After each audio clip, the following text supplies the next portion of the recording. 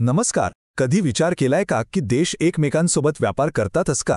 म्हणजे बघा ना, काही देश कॉफी विकतात तर काही देश गाड्या. पण या देवाणघेवाणीमागे नक्की काय अर्थशास्त्र आहे? आज आपण आंतरराष्ट्रीय व्यापाराच्या काही एकदम महत्त्वाच्या सिद्धांतांमधून याच प्रश्नाचं उत्तर शोधणार आहोत. चला तर मग सुरुवात करूया. चला, एका अगदी सोप्या प्रश्नापासून सुरुवात करूया. जगातला कुठलाही देश स्वयंपूर्ण का नसतो? जरा विचार करा. जपानसारख्या देशाकडे जबरदस्त तंत्रज्ञान आहे, पण नैसर्गिक तेलाचे साठे मात्र नाहीत. आणि दुसरीकडे सौदी अरेबियाकडे तेल भरपूर आहे. तर ही जी साधनसंपत्तीची असमानता आहे ना, त्यामुळेच व्यापार गरजेचा बनतो. किंबहुना तो प्रत्येक देशाच्या अर्थव्यवस्थेचा एक अविभाज्य भाग आहे. जेव्हा देश व्यापार करतात तेव्हा ते ज्या गोष्टी बनवण्यात खरंच चांगले आहेत त्यावर आपलं लक्ष केंद्रित करू शकतात. यालाच स्पेशलायझेशन म्हणतात. यामुळे होतं काय की संसाधनांचा वायफळ खर्च टळतो आणि सगळ्यांचाच फायदा होतो. गेली कित्येक शतक अर्थशास्त्रज्ञ हेच गणित सोप्या भाषेत समजावून सांगायचा प्रयत्न करत आहेत. व्यापाराबद्दल पद्धतशीरपणे विचार मांडणारा पहिला मोठा विचारवंत म्हणजे ॲडम स्मिथ. 1776 मध्ये त्यांनी एक पुस्तक लिहिलं, द वेल्थ ऑफ नेशन्स, आणि त्यात एक अतिशय साधा पण त्या काळात क्रांतिकारी मानला गेलेला विचार मांडला. स्मिथचा नियम खरं तर अगदी सोपा आहे. ते म्हणतात, जी गोष्ट इतरांपेक्षा स्वस्तात आणि जास्त चांगल्या प्रकारे बनवता येते तीच बनवा, आणि ज्या गोष्टी बनवायला जास्त खर्च येतो त्या सरळ दुसऱ्यांकडून विकत घ्या. अगदी आपल्या रोजच्या आयुष्यासारखंच आहे हे, नाही का? बरं, हे समजायला सोपं जावं म्हणून एक उदाहरण बघूया. आता समोरच्या तक्त्याकडे बघा. भारताला 1 युनिट कापूस बनवायला फक्त 5 युनिट श्रम लागतात, तर बांगलादेशला लागतात 10. पण याच्या अगदी उलट, बांगलादेशला ज्यूट बनवायला लागतात फक्त 5 युनिट श्रम आणि भारताला 10. आता चित्र अगदी स्पष्ट आहे, नाही का? भारताने कापूस बनवावा आणि बांगलादेशने ज्यूट. यालाच म्हणतात निरपेक्ष लाभ. तर स्मिथच्या मते उत्पादन खर्चातला फरक हेच व्यापाराचं मूळ कारण आहे. पण जरा थांबा, विचार करा. यात एक मोठी अडचण आहे. समजा एखादा देश असा आहे जो सर्वच गोष्टी इतरांपेक्षा चांगल्या आणि स्वस्तात बनवू शकतो.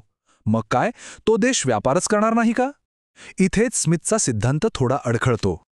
ॲडम स्मिथच्या याच प्रश्नावर उत्तर शोधून काढलं डेव्हिड रिकार्डो यांनी. त्यांनी व्यापाराकडे बघण्याचा एक नवीन आणि खरं सांगायचं तर जास्त हुशारीचा मार्ग दाखवला. रिकार्डो यांनी नेमका हाच गुंता सोडवला. त्यांनी दाखवून दिलं की जरी एखादा देश सगळ्याच गोष्टी इतरांपेक्षा चांगल्या प्रकारे बनवत असला तरीही व्यापार दोघांसाठी फायदेशीर ठरू शकतो. आणि यामागची जी जादू आहे ती आहे तुलनात्मक लाभ या संकल्पनेत. रिकार्डो म्हणाले की देशाने त्या वस्तू बनवाव्यात ज्यात त्यांचा तुलनात्मक फायदा आहे. म्हणजे काय? तर जिथे त्यांना काहीतरी गमावण्याची किंमत, ज्याला आपण अपॉर्च्युनिटी कॉस्ट म्हणतो, ती सर्वात कमी आहे. सोप्या भाषेत सांगायचं तर प्रत्येक गोष्टीत सर्वोत्तम असण्याची गरज नाही, फक्त तुलनेने कशात जास्त चांगले आहात ते महत्त्वाचं आहे. हे एक प्रसिद्ध उदाहरण पाहूया. इथे बघा, पोर्तुगाल इंग्लंडपेक्षा वाईन आणि कापड दोन्ही गोष्टी कमी श्रमात बनवू शकतो. म्हणजे स्मिथच्या सिद्धांतानुसार व्यापाराची गरजच नाही. पण रिकार्डो वेगळा विचार करतात. त्यांच्या मते इंग्लंडसाठी कापड बनवणं 100 श्रम, हे वाईन बनवण्यापेक्षा 120 श्रम तुलनेने सोपं आहे. त्यामुळे इंग्लंडला कापडात तुलनात्मक लाभ आहे. म्हणूनच पोर्तुगालने फक्त वाईनवर आणि इंग्लंडने फक्त कापडावर लक्ष केंद्रित करून व्यापार केल्यास दोघांचाही प्रचंड फायदा होतो. ठीक आहे, पण हा खर्चातला फरक मुळात येतो तरी कुठून? या प्रश्नाच्या मुळाशी गेले 2 अर्थशास्त्रज्ञ, हेक्शर आणि ओहिलिन, त्यांनी व्यापारामागे एक अगदी आधुनिक कारण शोधून काढलं. त्यांच्या मते व्यापाराचं खरं कारण आहे देशांकडे असलेल्या साधनसंपत्तीतला फरक. म्हणजे काही देशांमध्ये मजूर खूप आहेत तर काही देशांमध्ये भांडवल किंवा मशिनरी जास्त आहे, आणि देश त्याच वस्तूंची निर्यात करतात ज्या बनवण्यासाठी त्यांच्याकडे मुबलक प्रमाणात असलेल्या गोष्टींचा वापर होतो. यामागचा तर्क खरं तर खूप सोपा आहे. ज्या देशात मजूर जास्त आणि स्वस्त आहेत त्यांनी कपड्यांसारख्या श्रमकेंद्रित वस्तू बनवाव्यात आणि विकाव्यात, आणि ज्या देशात भांडवल जास्त आहे त्यांनी मशिनरीसारख्या भांडवल केंद्रित वस्तूंची निर्यात करावी. अगदी सरळ आणि तार्किक वाटतं, नाही का? पण अर्थशास्त्राची गंमत हीच आहे की जे कागदावर अगदी तार्किक वाटतं ते नेहमीच खरं ठरत नाही. ह्याच अगदी सोप्या वाटणाऱ्या सिद्धांताला एका वास्तविक अभ्यासाने जोरदार धक्का दिला. हे बघा, या सिद्धांतानुसार अमेरिका हा भांडवलाने समृद्ध असलेला देश आहे, त्यामुळे अमेरिकेने मशिनरीसारख्या भांडवल केंद्रित वस्तूंची निर्यात करायला हवी होती, बरोबर? त्या काळात सगळ्यांना हेच वाटत होतं, यात काही शंकाच नव्हती. मग 1953 साली वासिली लेंटिफ नावाच्या एका अर्थशास्त्रज्ञाने अमेरिकेच्या व्यापार डेटाचा अभ्यास केला आणि हा सिद्धांत खरंच काम करतो का हे तपासाचं ठरवलं. आणि जे समोर आलं ते अक्षरशः धक्कादायक होतं. अभ्यासात असं दिसलं की अमेरिका भांडवल केंद्रित वस्तूंची आयात करत होती आणि श्रम केंद्रित वस्तूंची निर्यात. हे तर सिद्धांताच्या अगदीच उलट होतं. आणि याच विचित्र निष्कर्षाला नाव मिळालं लेंटिफचा विरोधाभास.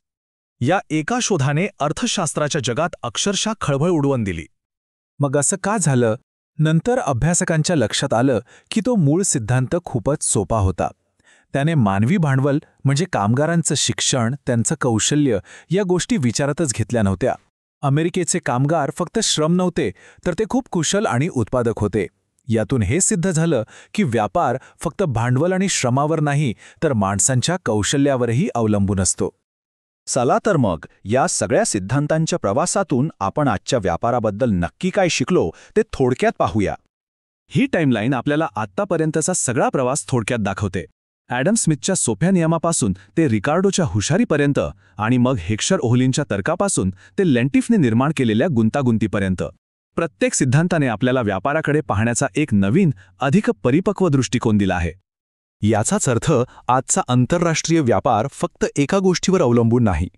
त्यात देशाची नैसर्गिक साधनसंपत्ती, तंत्रज्ञान, लोकांचं कौशल्य आणि सरकारची धोरणं या सगळ्याचा एकत्र परिणाम असतो. कोणताही एक सिद्धांत व्यापाराचं पूर्ण चित्र दाखवू शकत नाही. आणि जाता जाता एक महत्त्वाचा प्रश्न, जर कोणताही एक सिद्धांत परिपूर्ण नसेल तर आजच्या या वेगाने बदलणाऱ्या जगात देशांनी काय विकावं आणि काय विकत घ्यावं हे नक्की कसं ठरवायचं? या प्रश्नाच्या उत्तरातच भविष्यातील जागतिक व्यापाराचं रहस्य दडलं आहे.